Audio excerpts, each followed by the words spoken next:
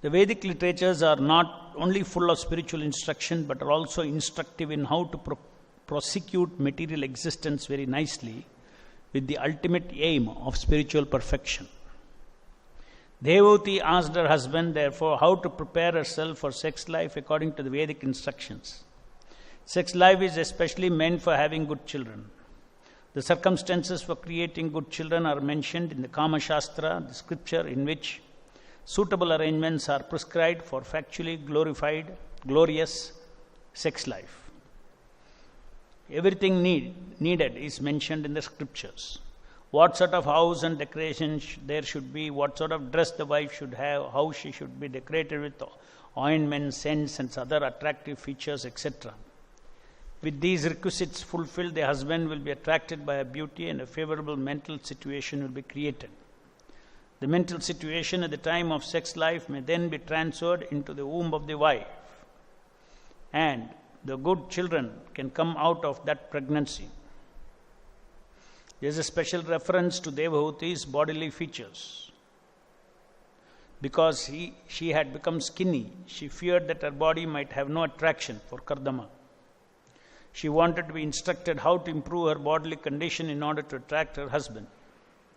Sexual intercourse is in which the husband is attracted to the wife is sure to produce a male child. But sexual intercourse based on the attraction for the wife, for the husband, may produce a girl. This is mentioned in the Ayurveda. When the passion of the woman is greater, there is a chance of a girl being born. When the passion of the man is greater, there is the possibility of a son. Devahuti wanted the passion of her husband to be increased by the arrangement mentioned in the Kama Shastra. She wanted him to instruct her in that way, and she also requested that he arrange for a suitable house, because the hermitage in which Kardama Muni was living was very simple and completely in the mode of goodness, and there was less possibility of passions being aroused in his heart. So the conversation continues, and now Devahuti is, after having sought to become pregnant through her husband, she has further thoughts as to how she is in her present condition not suitable for neither sex life nor for carrying or conceiving a child, nor attractive enough to arouse the passion in Kardama Muni.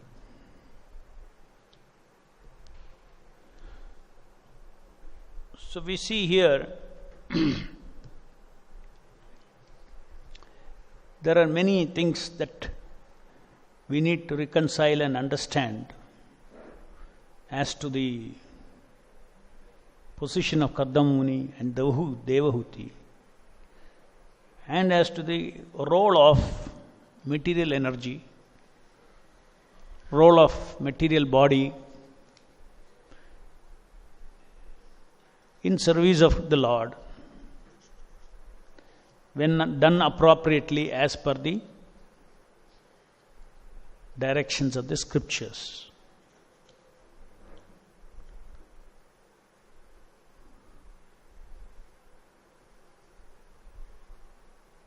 No doubt the result of all this exercise is bringing forth a very brilliant child, son, like Kapila, who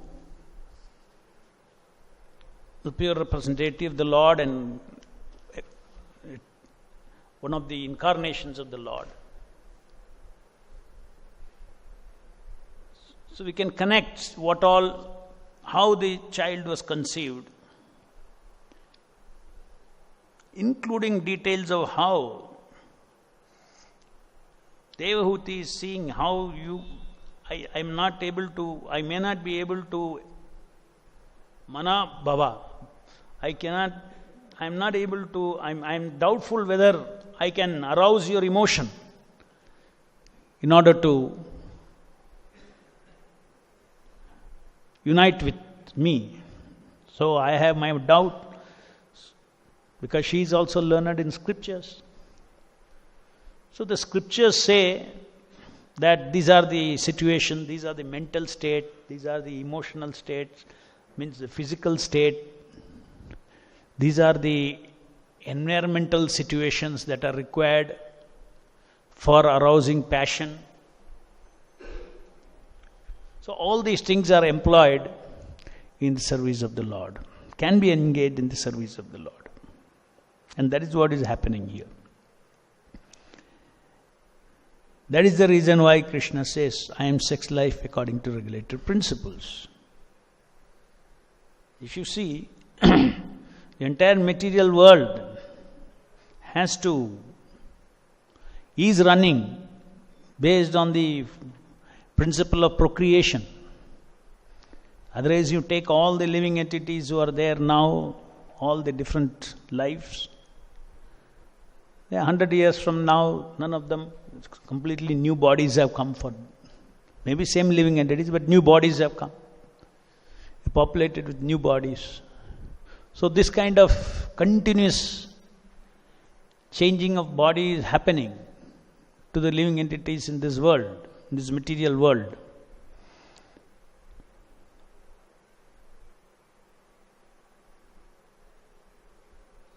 And the fundamental process of procreation is what is continuing this material existence. So we have to understand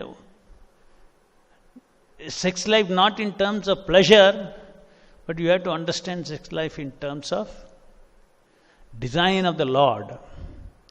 There is a very grand purpose, isn't it? There is a grand purpose. It's not an ordinary purpose.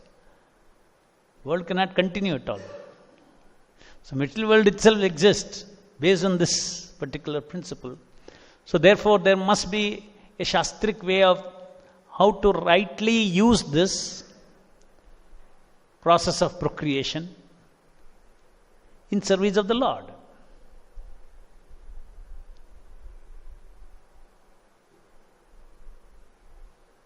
A proper consciousness is maintained at the time of conception, as it is mentioned here. That's what Prabhupada is explaining here in the purport, that a proper consciousness is very relevant, because that consciousness is what mixes.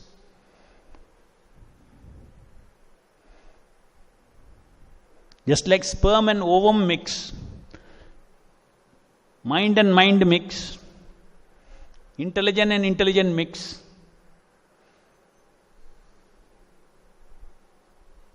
consciousness and consciousness, contaminated consciousness and contaminated consciousness mix at the time of sex.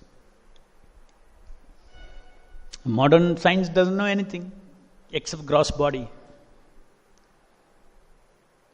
But there are so many bodies that we have. This gross body is called Annamaya Kosha. Then there is Manomaya Kosha. Then Vijnanamaya Kosha. Then Anandamaya Kosha. So there are different bodies.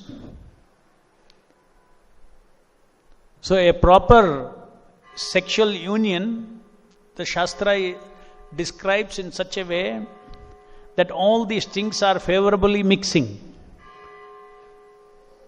They mix differently, different kinds of consciousness of the child is manifest, is born. That kind of child is born.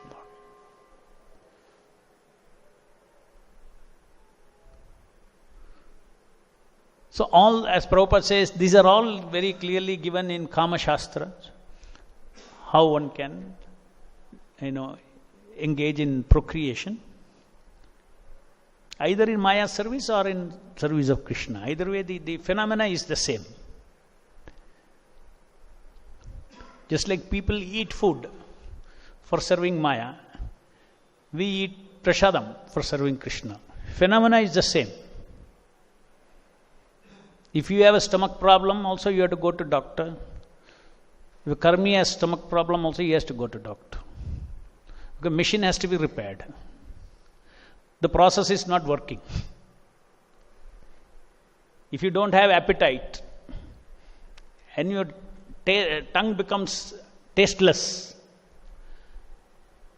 then that is also a disease, no? You'll have a problem. You cannot say, okay, tongue has become tasteless. This is very good. I can spiritually advance. No, you cannot. Because you will not be able to eat. Unless the tongue tastes, the right kind of saliva won't be generated. The saliva is not generated, then the food doesn't get digested. That means you cannot eat. That means you cannot exist. You will die soon.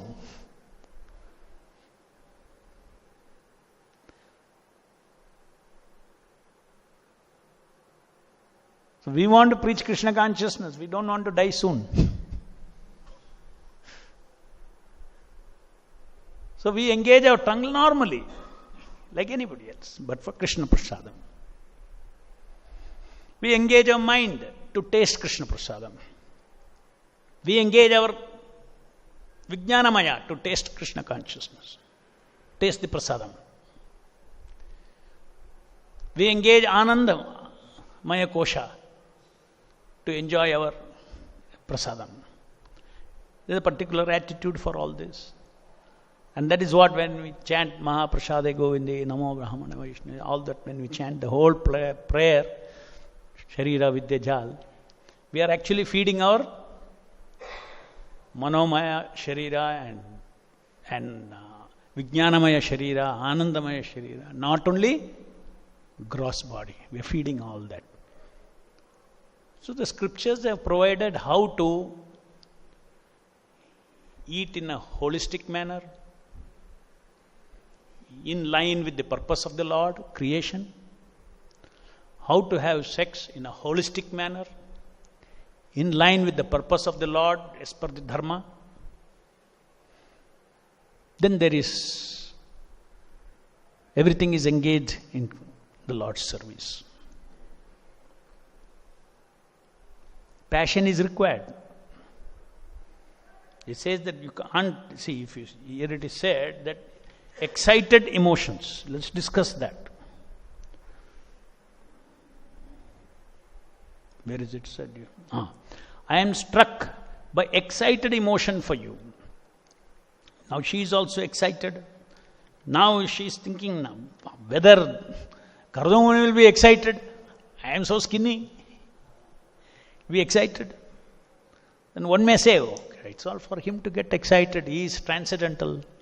Why he needs to see a changed Devahuti to get excited? Why he needs this skinny body of Devahuti to change into a beautiful body to get excited? Does it not have that much, control? Is it dependent on such things?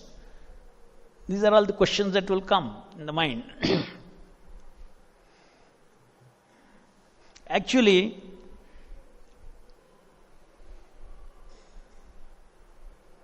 a properly realized person respects the role of everything in its place in Lord's creation. Why should he take a shortcut?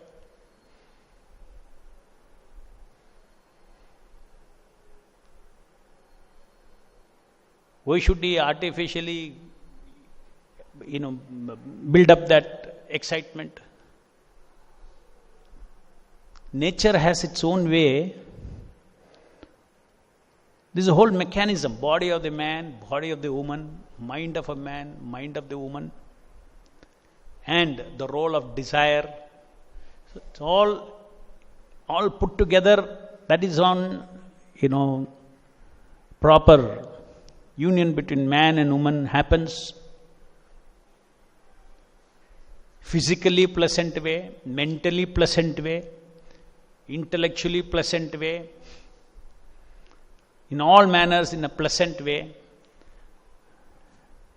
engage in sex in service of the Lord.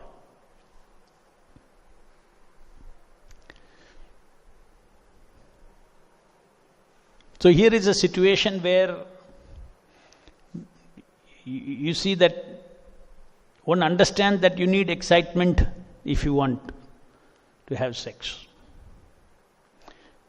There's no question of sex life without excitement. The big clue is here. Just like to indulge in sex, there is a clue. There is a clue to abstain from sex life. Different ashramas require, some ashramas requires indulgence. Some ashrama requires abstinence. So when one is in brahmacharya, then it requires abstinence. Even when one is a grahastha, one requires abstinence, except for procreation. He needs abstinence. So there is a larger requirement in all our lives for abstinence from sex. And there is very rare use of sex for us, for procreation. Very rare. So largely we are dealing with abstinence from sex. Now you can get a clue from here that if I am not excited, then it's very easy for me to abstain. Very important thing for brahmacharya. Now, if you don't get excited, somebody may say, I am not in control of my excitement. When I see the sense object, I'll get excited.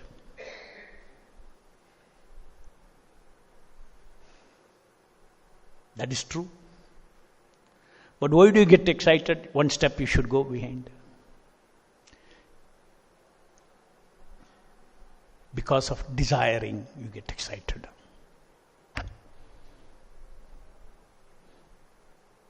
Desire is one thing, desiring is another thing. See that, understand this difference. This is another big secret for abstinence.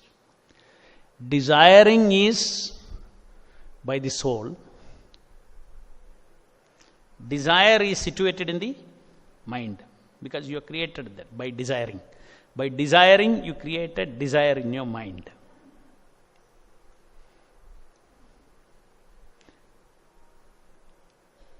The soul is engaged in desiring a sense object. Desiring a sense object. Moment the soul desires a sense object, a desire is deposited in the mind. A desire is deposited in the mind with the full force of the desiring. Now, once the desire is represented in the mind, each time you are encountering the sense object, you are again desiring. That is, again the soul is desiring. So what happens in your mind? A stronger desire is deposited. So each time you are encountering the sense object, if you desire, then your desire becomes stronger and stronger and stronger.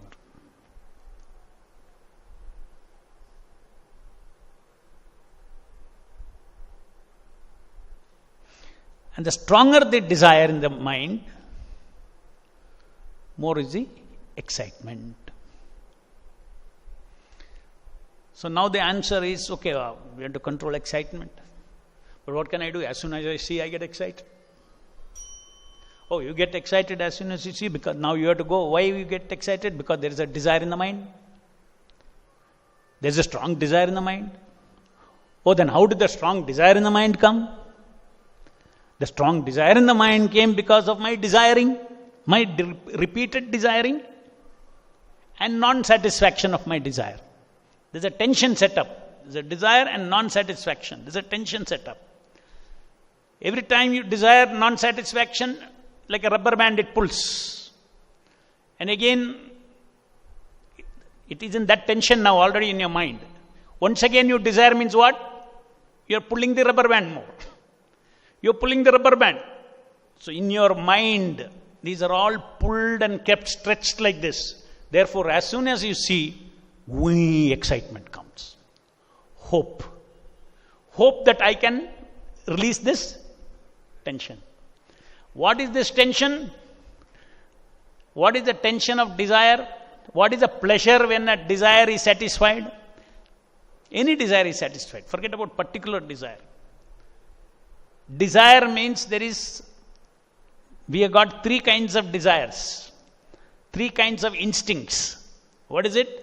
Sat instinct, Chit instinct, Ananda instinct. When desiring happens, you are stretching your Sat instinct. You want to succeed, you want to possess, you want to get what you desired. That itself is a pleasure. What? You desire something, you get, that is a pleasure. Then there is a specific pleasure, the sense object, indulgence. That is hardly anything. That we have discussed in earlier classes, that without excitement, any sense and sense object meet, that is called flat pleasure. By desiring we amplify, and it goes, the force of how much we become servant of the desire depends upon how Maya plays up with supply and demand. Isn't it? If you have a desire, only you are interested in supply and demand. If you don't have a desire, if you're not interested in desiring, if you're not interested in desiring, then can Maya take advantage of supply and demand? No. So therefore all scriptures say that we should control desiring. Even sense gratification in life, you take what comes of its own accord, as per destiny. Because there is only flat pressure, there is no desiring.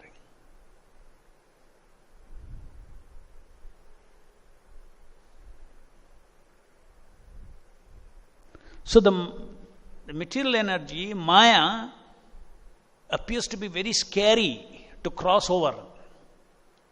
How can I ever cross over? Because you have experienced in your mind that rubber tension is so much. How can I ever get over this? You will think. But actually there is a mechanism. You stretched it and you created it. So Maya is working in our minds. So abstinence means abstaining from desiring. Your mind will become cool. Mind will become shanta. If no excitement, if the desiring is, if you abstain from desiring.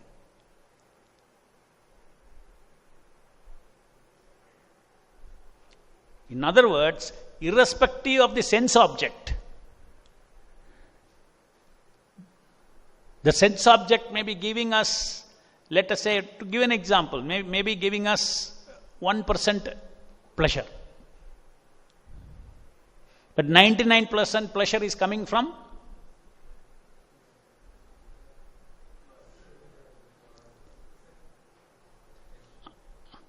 I desired, I got it. I want to possess, I possessed. I wanted to conquer, I conquered. These are all self-created sat pleasures. Like the camel is putting its own blood and chewing the thorn and giving credit to the thorn for the pleasure. In the same way, we are creating this sat tension in our mind, and then we are mixing it with the sense object, and then we are thinking, oh, the more the attraction, you will think, more attractive is the sense object. More attractive is the sense object. And if you stretch your rubber band a lot, you will think, oh, God herself has come before me. Because we have been given that facility in our mind to desire for the Lord like that. So that facility is given to desire for the Lord like that. In the human form of life, that kind of high level of desiring capacity and tension release capacity is given in our human form of life, so that we can desire for the Lord. So in this way, in our mind, we have created so many values. Oh, this is more enjoyable. This is very enjoyable. Oh, very, very enjoyable. Very, very enjoyable. All created in our head. Starting with the action of desiring, the soul's action of desiring, which is nothing but, in our normal language, this is called lauding rasa. This desiring and fulfilling the desire, that is called lauding rasa. So lauding rasa is what binds us into this material world.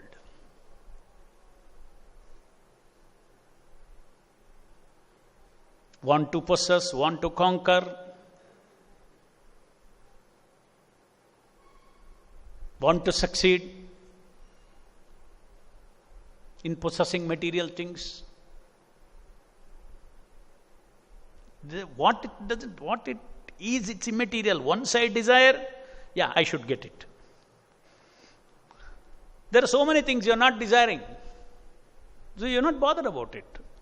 Are you bothered about the floor here? Are you bothered about the microphone here? Why? Not even one moment you are desired, I should have it. You start desiring it, it'll get into your mind. So mind plays a very, very, very big role in. Mind has taken the power of attorney from the soul.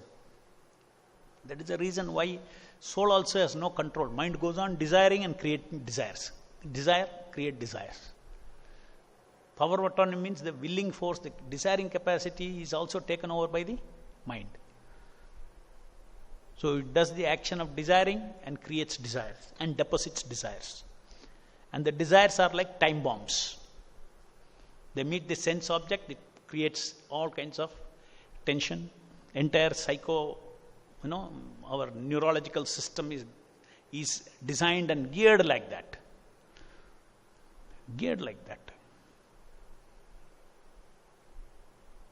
And ultimately, when the brain is a material substance, we have to understand one particular truth, that all our pleasures are coming through the brain.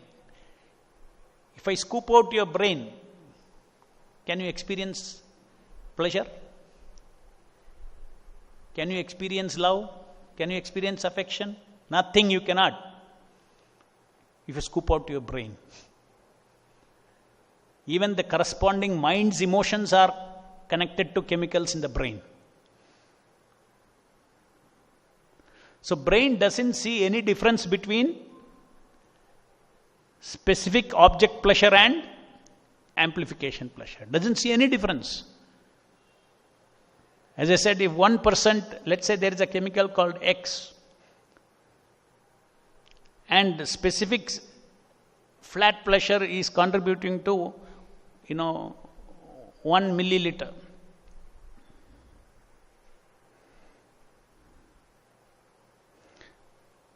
Then when you experience a pleasure because of along with the big desiring factor, then for that satisfaction of the desire, oh, I got the desire, that release of tension, self-created tension, that will correspond to 99 ml of the same chemical. Ultimately, brain experiences what? Chemicals. Yes? Experience chemicals. It will experience 100% chemicals. But you are not seeing all the processes that are going on in the mind and the brain. You are only connecting yourself, oh, this object gave me this much pleasure. This object gave me this pleasure. Therefore, this object is a cause of all this pleasure. We map in our mind. sense objects to different kinds of pleasure, more pleasure, less pleasure, like this. So, total scam. And the key thing used by Maya is demand and supply and desiring. If you don't engage in desiring, Maya has no power over us. Maya has no power over us.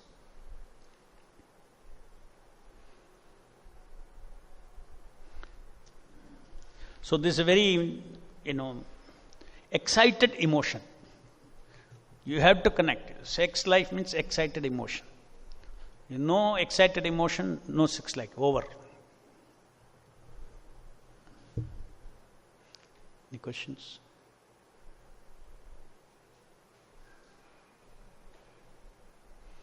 जय ग्रंथराज श्रीमद् भागवतम की जय, जगत गुरु श्रील प्रभुपाद की जय.